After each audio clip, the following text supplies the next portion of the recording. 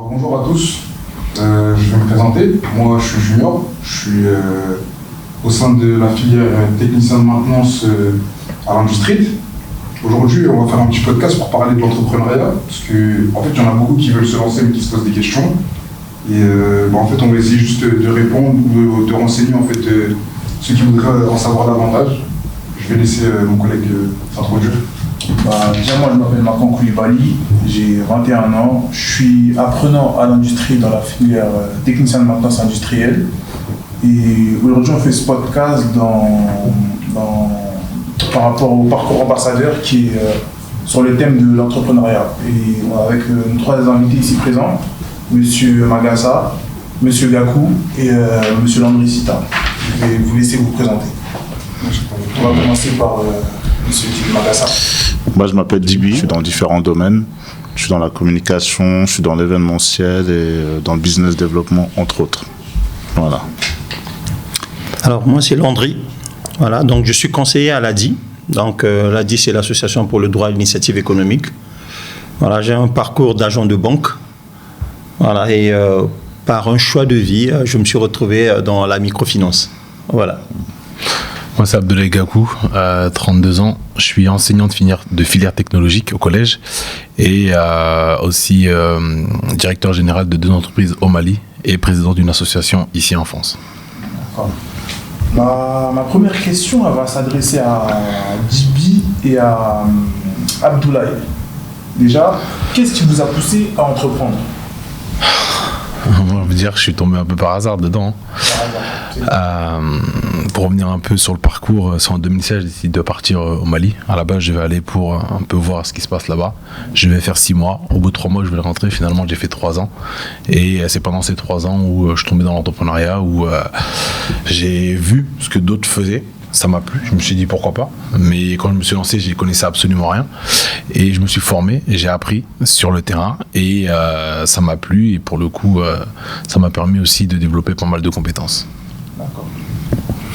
Moi, pour ma part, ça a été à travers des échanges que j'ai eu à l'époque où j'étais encore étudiant, avec des mentors, entre guillemets, avec qui j'avais des discussions par rapport au monde salarial, etc. Et j'ai un mentor, Sadja Jawara, que je salue, qui, à travers une discussion, me parlait déjà d'entrepreneuriat. À l'époque, j'étais jeune, je devais avoir 18-19 ans.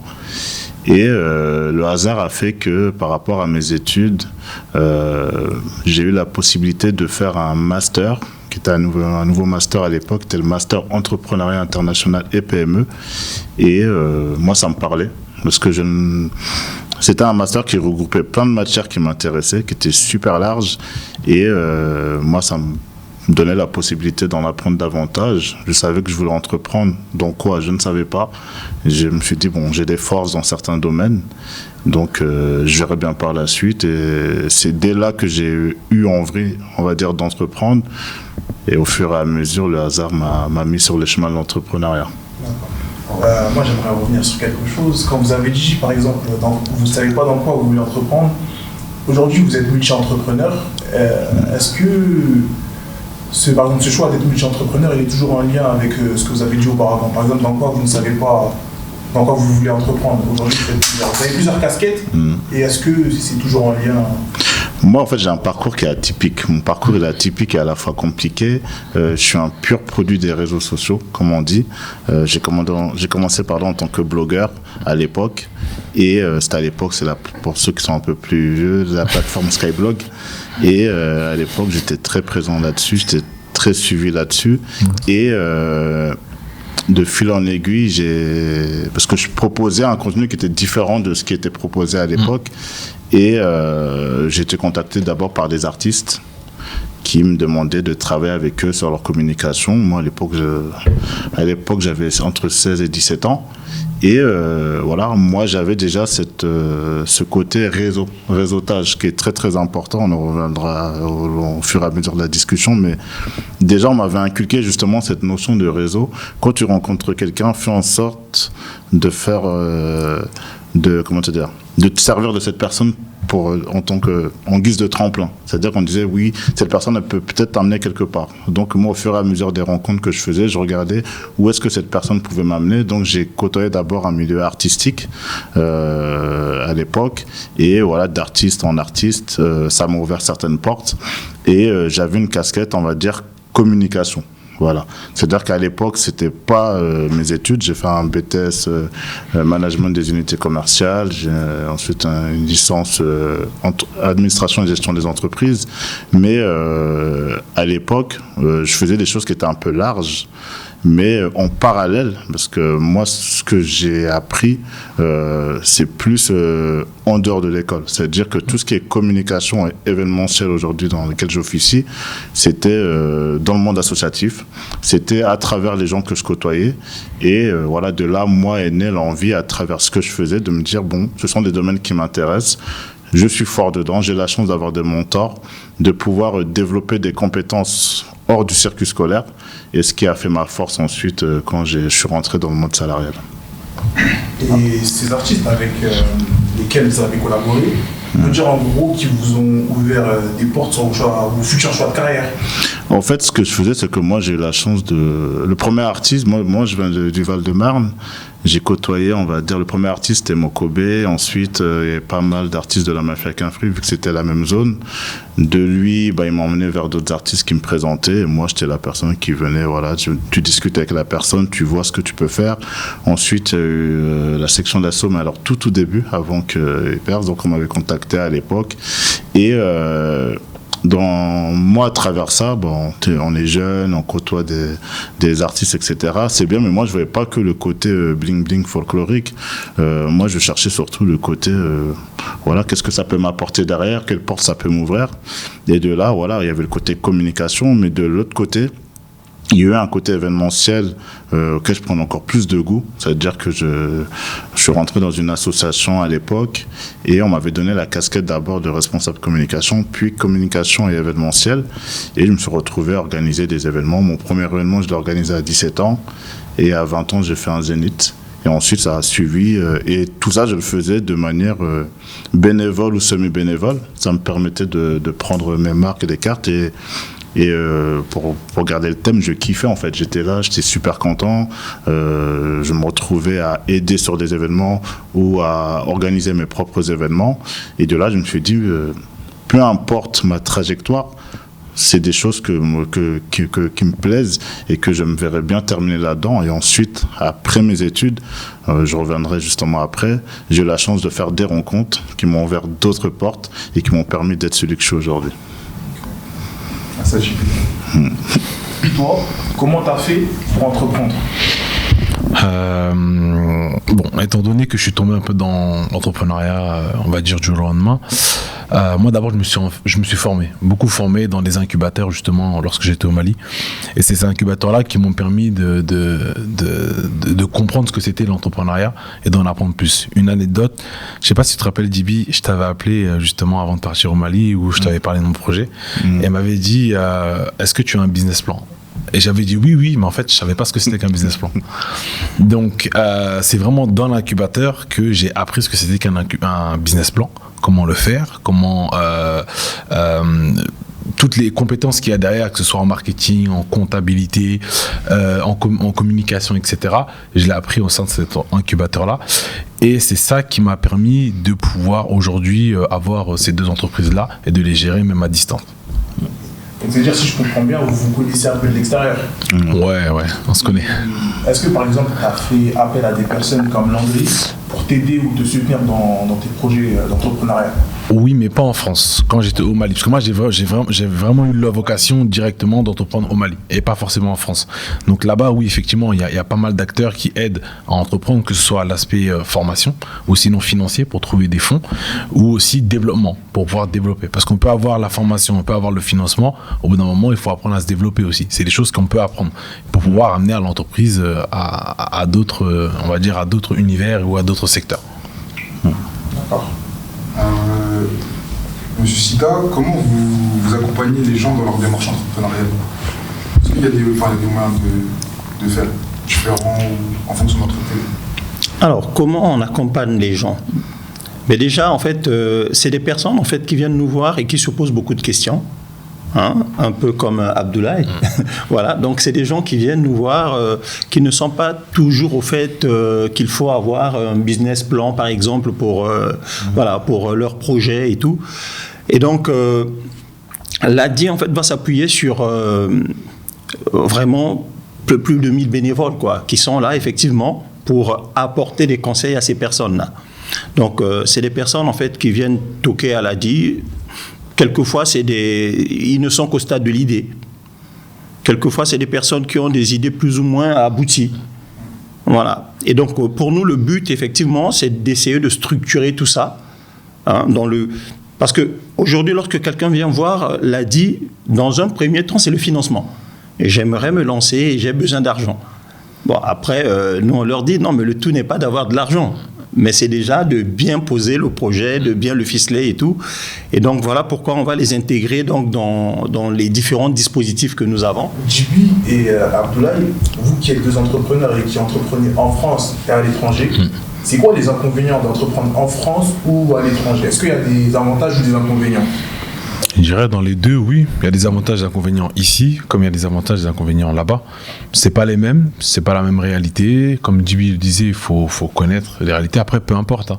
Qu'on entreprend au Mali ou en Chine ou au Japon ou aux États-Unis, ce sera jamais les mêmes réalités. Même en France et en Allemagne, c'est pas la même chose. Donc il faut surtout faire avec, on va dire. Que ce soit les inconvénients ou les avantages, il faut faire avec et il faut avancer et monter son projet en s'adaptant surtout. Je pense qu'il y a une préparation derrière aussi, parce que il y a beaucoup d'entrepreneurs qui sont partis, qui se sont lancés, qui sont tombés tout simplement parce qu'ils n'étaient pas prêts. Et, je pense qu'il y a toute une période de préparation qui ne doit pas être négligée, surtout quand on part entreprendre à l'étranger. On peut pas du jour au lendemain se dire allez, je quitte tout, j'arrive avec mes bagages, ça va être bien et tout. Non. Moi, il y a pas longtemps, j'avais fait un live justement sur ce sujet. J'avais invité des entrepreneurs. Il y avait une entrepreneuse qui est partie au Sénégal du jour au lendemain. Sauf qu'en arrivant, elle s'est rendu compte que tout ce qu'elle avait imaginé, c'était à des kilomètres de ça. Elle s'est rendu compte que les dépenses n'allaient pas être les mêmes. Déjà, pour trouver un appartement, elle a galéré. Ensuite, elle s'est rendu compte que quand tu n'as pas le permis de voiture, le taxi, finalement, ça devient un coût.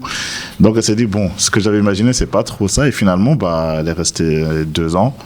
Et elle est rentrée, parce qu'en fait, elle n'assumait plus. C'est sur ça qu'aujourd'hui, il y a tout un aspect de préparation. Il y a du bon, il y a du mauvais, il y a des inconvénients, il y a des avantages.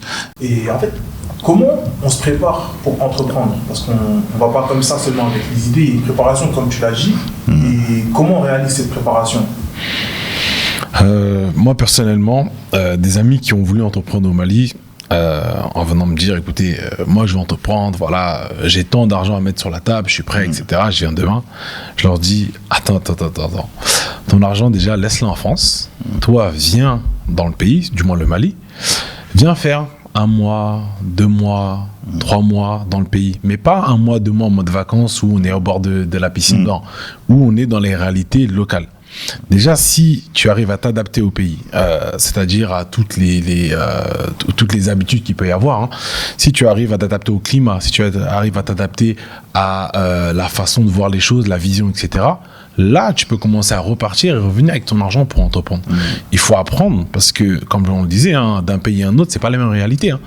Donc, il faut déjà apprendre les réalités du terrain, d'ailleurs, les réalités du pays auquel on veut s'installer. Une fois qu'on a toutes les réalités, qu'on les maîtrise un minimum, là, on peut commencer à envisager à entreprendre. Maintenant, parfois, on peut avoir une idée en disant, moi, je vais entreprendre, je sais pas, dans la médecine, et finalement, arriver dans le pays, en ayant vu tout ce qu'il y a là-bas, dire, finalement, la médecine, ça va être compliqué, ou finalement, ça m'intéresse plus, mais j'ai trouvé une autre opportunité. Et je vais aller, aller entreprendre dans le milieu, l'industrie ou autre. Donc, faut vraiment, moi, je dis d'abord, il faut venir aller s'installer dans le pays, voir comment réaliser son projet, faire son business plan. Déjà, ici, c'est une chose, mais il faut le faire aussi à partir de là-bas. Parce que faire un business plan à distance, c'est très compliqué. Et une fois qu'on a son business plan, on maîtrise tout, là, on peut commencer à dire, on peut investir le premier euro ou dollar ou franc CFA, peu importe. Abdoulaye, est-ce que tu peux nous parler de Yélen? Ouais. Et d'où est-ce que t'es venue cette idée? Moi, à la base, je suis ingénieur. Donc, ingénieur secteur industriel. Je me suis spécialisé en fait dans les énergies renouvelables. Donc, quand j'étais ici et quand j'étais là-bas. Et bon, l'Afrique, on sait qu'il y a du soleil, on sait qu'il y a un manque aussi d'électricité. 600 millions de personnes n'ont pas accès à l'électricité. Et qui dit problématique, dit solution. Et c'est ça un entrepreneur, c'est quand il apporte une solution à une problématique. Et il arrive à vendre cette solution. Et moi, là-bas, en fait, en voyant toutes les problématiques et l'avantage qu'il y a avec le soleil, je me suis dit, bon, il y a quelque chose à faire. Et je me suis lancé dedans.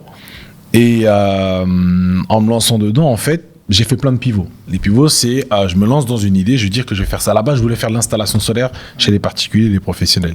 Et j'ai vu que c'était très compliqué parce qu'il y avait énormément de sensibilisation à faire avant. Ce qui fait que j'ai fait plusieurs pivots. Donc, j'ai changé carrément, on va dire, de business, quoi. Mais tout en restant dans le même secteur. Donc, là, je suis passé des installations solaires à la conception de systèmes solaires. Et là, la conception de systèmes solaires, ça veut dire que on a une problématique, je sais pas, un exemple d'un projet qu'on a fait, c'était avec Médecins sans frontières. C'est une problématique, c'était que quand ils allaient faire des campagnes de vaccination ou autres dans les villages, eh ben, ils ramenaient toujours leur groupe électrogène pour pouvoir alimenter le frigo, etc. Ils nous ont demandé, est-ce qu'on peut pas faire un système solaire embarqué sur leur 4x4 ? Et du coup, nous, on a travaillé dessus, justement. Donc, on a proposé une innovation, clairement, où on a installé les panneaux solaires, avec un système pour abattre les panneaux solaires, etc., les batteries dans la voiture. Et on leur a donné le dossier, et ensuite, ils l'ont mis en place. Et je suis passé... maintenant, j'ai créé la deuxième entreprise. Donc, la première, on est passé de l'installation solaire à la conception. Et pendant que je faisais la conception, il y avait aussi où je me disais qu'il y a un coup à jouer dans le consulting. Parce qu'on nous posait beaucoup de questions, on demandait toujours des études de faisabilité, etc. Et c'est de là, en fait, que j'ai eu l'idée de créer la deuxième entreprise qui, elle, est spécialisée dans le consulting.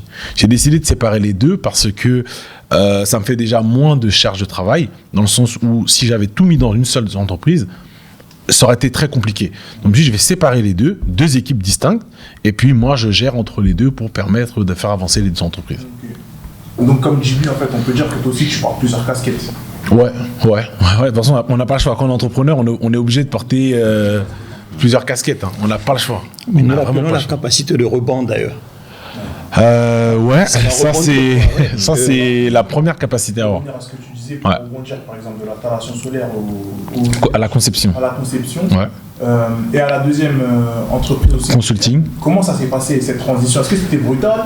Il t'a fallu réapprendre ou ça a dû se passer comment ? Pas forcément réapprendre parce que c'est le même secteur d'activité, mais il a fallu quand même que je me réorganise. Parce que la conception et le consulting, c'est deux choses différentes. Donc, dans la conception, j'ai besoin de beaucoup d'outils, j'ai besoin de même des outils informatiques pour pouvoir concevoir les systèmes, etc., en 3D ou autre. Alors que dans le consulting, j'ai pas forcément besoin de tout ça. Un ordinateur et une équipe pour aller sur place ou autre pour aller récolter les informations. Donc, c'est juste de la réorganisation. C'est quoi que vous appelez le consulting ? Consulting, en fait, c'est le conseil. C'est du conseil, en fait. Consulting, voilà, c'est en anglais, mais c'est du conseil. Exemple, l'UNESCO, par exemple, sont venus nous voir en disant, écoutez, nous, on aimerait aider la mosquée de Djenné à faire la transition écologique, donc de passer de l'énergie, on va dire, fossile du national à l'énergie solaire. Donc, il leur fallait quelqu'un pour pouvoir faire le dimensionnement, les calculs, voir un peu aussi au niveau de l'architecture, parce qu'il fallait respecter, parce que c'est reconnu au patrimoine mondial de l'UNESCO. Et pour le coup, nous, on est venus, on a fait l'étude, on a proposé des solutions par rapport à l'installation des panneaux solaires, par rapport au passage des câbles, parce qu'on ne pouvait pas faire de trous dans les murs, etc. Et il y a tout ça, en fait. Donc, on donne un rapport, et dans ce rapport-là, en fait, il y a tous les détails pour pouvoir faire ce système solaire. Et après, nous, derrière, on a aussi superviser les travaux. Ça veut dire que l'entreprise qui a été choisie pour faire les travaux, ça pouvait pas être nous, parce qu'il y avait conflit d'intérêt, on pouvait pas faire et le consulting et l'installation, mais on a supervisé les travaux pour permettre de faire une installation la plus aux normes possible. Et après, redonner encore un autre rapport pour leur dire, oui, l'installation aux normes, on peut la lancer, c'est OK. Il est de notoriété publique que je travaille avec un cofondateur. Ouais. Et c'est avec lui que vous avez créé Hélène. Ouais. Du coup, est-ce que, comment l'idée vous êtes venus travailler ensemble ? Tu avais besoin de quelqu'un pour ouvrir pour faire Hélène ou alors, c'est le cofondateur, c'est un ami d'enfance, et lui, il a rejoint le projet En Marche parce que j'étais arrivé à un moment où la charge de travail était tellement énorme que mentalement, j'en pouvais plus. Donc, il m'a soulagé, il a apporté aussi ses compétences, son point de vue, parce que parfois en étant tout seul, on pense aller vers une direction en disant ouais c'est bon, mais le fait d'avoir un point de vue extérieur en disant non, attention, là tu vas peut-être vers quelque chose qui n'est pas forcément bon, bah, ça aide, et ça permet de se dire ok, je vais ralentir, je vais prendre un peu de recul et regarder mon projet, est-ce qu'il est bien ou pas. Donc c'est ça l'avantage d'avoir une autre personne. Après parfois ça marche pas, on s'engueule parfois, on se prend la tête parfois, et c'est normal. Mais ces prises de tête, en fait, permettent aussi de faire avancer le projet. Et d'avoir aussi des débats par rapport à une décision à prendre ou autre, c'est plus important. Parce que quand on est seul, on a tendance à prendre des décisions qui, parfois, j'en ai pris des décisions en me disant oui, c'est bon, par exemple des contrats où j'ai oui, c'est bon, je vais aller, ça va marcher. Et finalement, le client ne paye pas. Donc c'est des choses qui peuvent arriver. Alors que si j'avais le cofondateur avant, peut-être qu'il m'aurait dit ah attention, il aurait peut-être cette résistance à me dire attention, moi je le sens pas ou autre. Donc c'est quelque chose qui peut être important aussi d'avoir une personne. Ça a des inconvénients parfois, mais c'est plus facile qu'autre chose. Ça dépend après. Moi je parle de mon cas personnel, mais peut-être que vous avez des exemples. Ce qu'il dit, pour moi c'est important aussi de ne pas faire cavalier seul. En fait, on dit souvent qu'une main seule n'applaudit pas. Et dans ce qu'il dit Abdoulaye, ce qui est bien, c'est que il y a le côté confronter ses idées avec une autre personne et apporter une valeur ajoutée à l'équipe. C'est-à-dire que moi, par exemple, je suis quelqu'un, j'étais très solitaire au début. Même déléguer, c'était impossible. Après, j'ai eu un passage à vide, entre guillemets. Et de là, j'ai compris qu'en gros, soit il fallait former quelqu'un, soit il fallait se détacher de certaines choses, parce qu'à un moment donné, quand on est entrepreneur, on explose. C'est-à-dire que surtout quand on veut tout faire, je pense qu'Abdoulaye, il est pareil. Moi, j'étais quelqu'un, chaque fois que je voyais des opportunités, j'y allais. Même des domaines qui n'étaient pas les miens, j'ai mis les pieds un peu partout. Sauf qu'à un moment donné, ton corps, il te dit stop, tu vois. Et c'est pour ça que c'est important aussi. C'est dur à trouver parce que on prend pas n'importe qui pour travailler sur un projet. Il faut quelqu'un qui a la vision, il faut quelqu'un qui a les compétences, quelqu'un avec qui on s'entend bien. C'est pour ça que moi, j'ai eu beaucoup de personnes autour de moi qui ont commencé des business ensemble et qui se sont séparés parce qu'il n'y avait pas je pense qu'il y a des choses à voir dès le début. Voilà. Exact. Dès le début, je pense qu'il y a des choses à voir parce que les gens, ils pensent juste parce que, vas-y, c'est un ami, ça va marcher. Ou bien, il est dans le même domaine que moi, ça va marcher. Mais non, souvent, il faut la vision, etc. C'est pour ça que c'est dur de trouver les bonnes personnes avec qui travailler, mais quand tu les as, il ne faut plus les lâcher. Ça, c'est clair.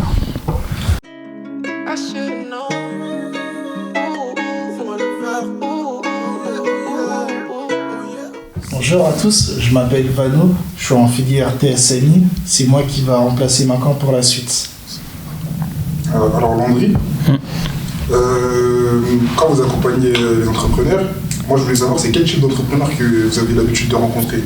Est-ce que c'est plus des profils comme Abdoulaye, à but non lucratif, peut-être des associatifs, ou est-ce que c'est plus des profils comme JB qui sont multi-entrepreneurs? En fait, c'est même là la beauté en fait, de travailler à l'ADI, d'être conseiller à l'ADI, parce qu'on a tout type de profil. Vraiment tout type de profil. Ça peut passer en fait, de l'artisanat à la petite industrie. Je ne veux pas avoir la prétention de parler d'industrie, donc à la petite industrie. Mais en tout cas, on a tout type de profil. Voilà, donc ça peut être une personne qui veut intervenir dans les services, ça peut être du commerce pur sur les marchés, voilà. Donc, je reçois de plus en plus des jeunes qui sont dans la production musicale, voilà, de plus en plus. Ça peut passer également par des jeunes qui sont dans la fibre optique, comme toi. Voilà. Donc, vraiment, c'est tout type de profil, jusqu'à la petite maman, qui vont à la sauvette, dans la rue. Donc, c'est en fait ça, la beauté. Donc, voilà, c'est tout type de profil. Juste pour reprendre un peu ce qu'il dit, comme j'ai aussi accompagné des entrepreneurs, souvent les profils nous surprennent. Il y a des pères et des mamans. Exactement. Il y a des personnes qui étaient dans le salariat, qui ont passé un certain temps et qui se disent j'ai fait le tour, ou bien ça me correspond plus, qui ont envie d'essayer. Et aujourd'hui, il y a vraiment de tout. Il y en a, c'est des personnes qui vont juste vouloir suivre un mouvement. Souvent, même face à des personnes, on va leur faire comprendre que l'entrepreneuriat, c'est pas pour eux. Parce que l'entrepreneuriat, c'est bien, mais tout le monde ne peut pas être entrepreneur. C'est des sacrifices, il faut avoir ce truc. Et malheureusement, les gens ils pensent que on peut tous être entrepreneur. Il faut avoir l'envie, il faut avoir la détermination, l'ambition, etc. Et faut pas avoir peur de tomber, se relever, etc. Et malheureusement, il y en a beaucoup qui pensaient que c'était facile, se sont un peu cassés la figure et finalement reviennent dans le salariat. C'est pour ça que voilà, moi je veux pas arriver avec un discours où je vais dire à tout le monde d'entreprendre. Non, je vais dire qu'il faut justement pourquoi tu veux entreprendre, qu'est-ce que tu veux faire dans l'entrepreneuriat, qu'est-ce qui te dérangeait dans le salariat et que tu veux retrouver dans l'entrepreneuriat ou que tu peux peut-être retrouver dans l'entrepreneuriat. Et voilà, faut les mettre face à tout ça parce que c'est bien de parler de ce qui est beau, ce qui est bien, mais il faut surtout leur dire l'entrepreneuriat c'est dur, hein, c'est compliqué, il y a ci, il y a ça. Est-ce que tu as les épaules pour? Voilà. Et ça, c'est important aussi de donner ces infos et ces détails-là pour éviter que justement tout le monde puisse se dire c'est pour tout le monde, tout le monde peut y arriver. Non, c'est faux. Aujourd'hui, c'est une très bonne chose, mais voilà, il faut la vision, il faut l'ambition, il faut plein d'autres choses qui, mises à bout, font de la personne un bon entrepreneur. Ouais. Effectivement, pour rejoindre ce que dit Dibi, c'est-à-dire qu'entreprendre, déjà, ça part d'un rêve. Hein. Voilà, tous ceux qui veulent entreprendre nourrissent un certain rêve. Mais après, le but de l'entrepreneuriat, effectivement, c'est de passer de ce rêve-là à une réalité. Et la réalité peut ne pas être ce à quoi on s'attendait, quoi, en fait. Monsieur Magassa, quels sont les échecs ou les difficultés auxquelles vous avez été confronté et comment vous avez fait pour les surmonter? Alors, quand j'ai entrepris, déjà, c'est pas une difficulté, mais par exemple, nous on est issus moi je suis un enfant de la deuxième génération, comme on dit. On a des parents qui ont justement ce frein par rapport à l'entrepreneuriat. Qui, dans certaines communautés, moi j'ai des amis maghrébins, l'entrepreneuriat, c'est ancré. Moi, par exemple, je suis du Mali. Beaucoup de familles ouest-africaines, l'entrepreneuriat, il n'y a pas la sécurité, etc. C'est mieux que tu restes dans le salariat. Moi, le jour où j'ai dit que j'allais entreprendre, ma mère, elle m'a dit non. Elle m'a dit, je sais pas ce que tu me racontes, reste dans ton poste, tu vas faire comment, la retraite, etc. Parce que c'est dit non. J'ai dit, mais tu sais, ton patron, c'est un entrepreneur, tu vois, il te paye et tout, tu vois. Tu es obligé, même jusqu'à aujourd'hui, je vous parle, ma mère aujourd'hui, mais c'est mieux et tout, la sécurité et tout, etc.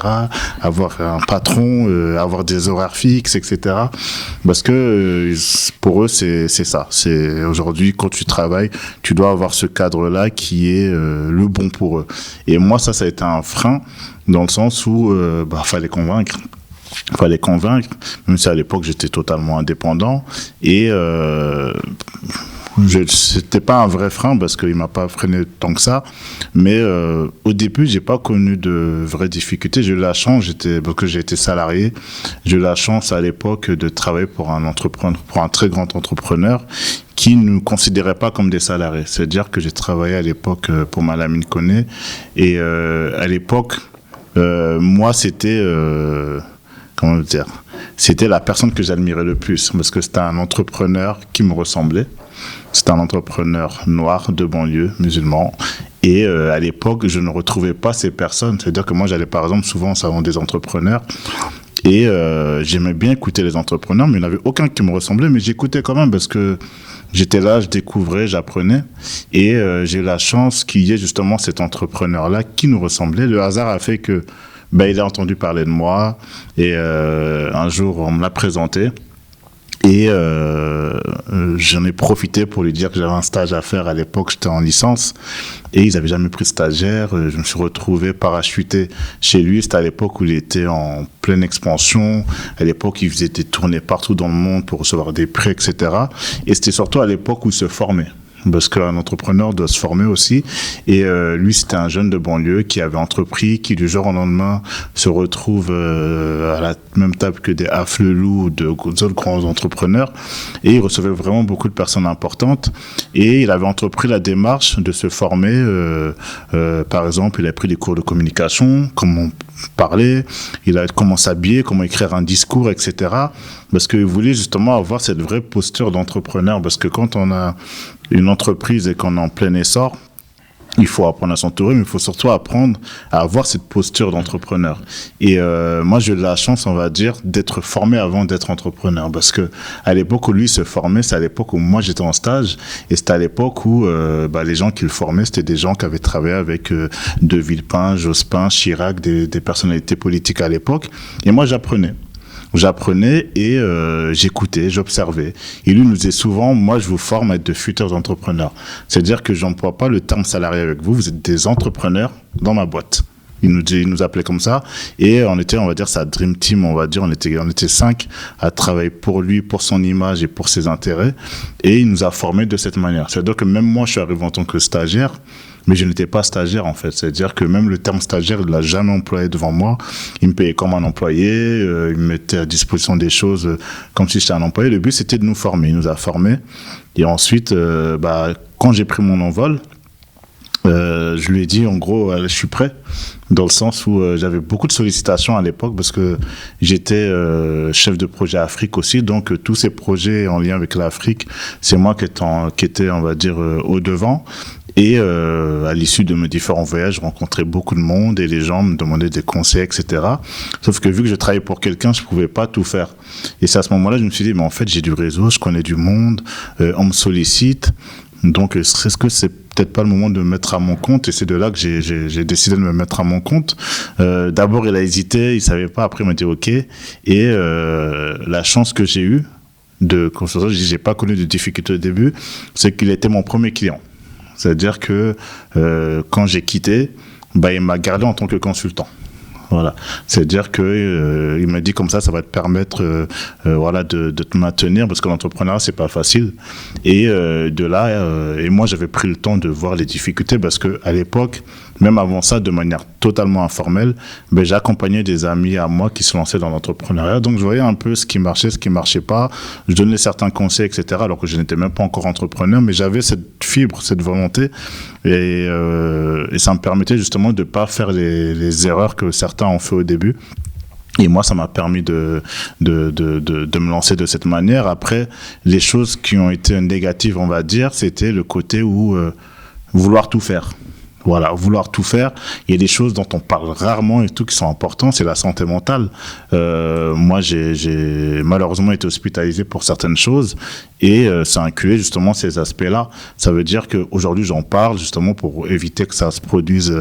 J'en parle beaucoup sur mes réseaux, mais c'était un moment où quand on veut tout faire, on se rend compte que des fois le corps il dit non. Il dit à un moment donné, voilà. Donc je l'ai appris à mes dépens. Pendant 4 mois, j'ai été hospitalisé. Et à mon retour, j'étais une nouvelle personne. Parce que je me suis dit, maintenant, il faut que j'apprenne à déléguer. L'entrepreneuriat, je pensais que c'était tout beau, tout rose. Finalement, j'ai découvert une facette que je connaissais pas. Et là, ça m'a mis une vraie gifle, mais ça m'a surtout forgé. Aujourd'hui, ça m'a appris justement à faire les choses différemment.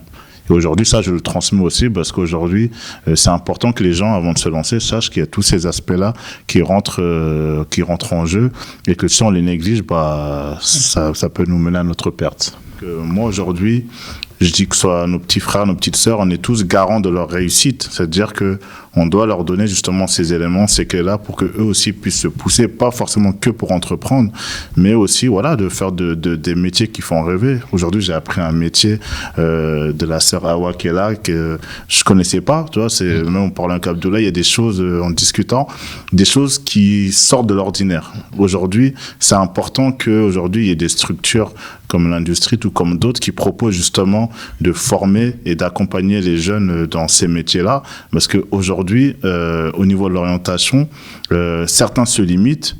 Et après, il y a aussi beaucoup de la faute aussi du système qu'on en place. Tout ce qui est orientation, on va orienter certains en secrétariat, d'autres là, parce qu'on se dit c'est comme ça. Sauf qu'aujourd'hui, c'est faux. Aujourd'hui, les jeunes, tout à l'heure, tu parlais de rêves. Aujourd'hui, les jeunes, ils ont le droit d'avoir des rêves. Et ils doivent se lever pour les réaliser. Et aujourd'hui, il faut leur donner les cartes. Et aujourd'hui, il faut leur mettre en face d'eux des personnes qui font des métiers qui sont peu communs et dire que voilà, il y a telle opportunité dans tel métier. C'est pas parce que on t'a dit que tu allais finir dans ce domaine-là que tu vas finir là. Non, aujourd'hui, tu dois avoir un rêve. Et nous, aujourd'hui, on doit être garant de ça. Ça veut dire qu'on doit les pousser parce que sinon, personne ne le fera à notre place. Moi, j'ai ma petite sœur aujourd'hui, ou mes nièces ou mes petites cousines. Aujourd'hui, c'est moi qui fais toute leur orientation parce que aujourd'hui, on leur a dit ah non, vous allez aller dans cette voie-là. Moi, j'ai ma petite sœur qui est passionnée d'aéronautique, qui a 18 ans aujourd'hui, donc qui a 19 ans pardon aujourd'hui, et elle a toujours voulu aller dans ce domaine-là. Elle savait pas ce qu'elle allait faire, mais elle a toujours voulu aller dans ce domaine-là, et on lui a dit non, toi tu vas aller en secrétariat. Tu vas faire, sauf que elle m'a appelé, j'ai dit non, j'ai dit c'est pas eux, j'ai dit elle a de très bonnes notes, elle est bilingue, j'ai dit non, il y a plein de choses, en plus elle a un rêve donc faut le réaliser. À l'époque, son stage de 3e, j'avais tout fait pour qu'elle le fasse chez Air France, à travers une personne que je connaissais, donc elle avait fait 5 jours, un jour dans plein de domaines différents pour voir ce qui lui plaisait. Aujourd'hui, elle a décidé d'aller dans tout ce qui est finance.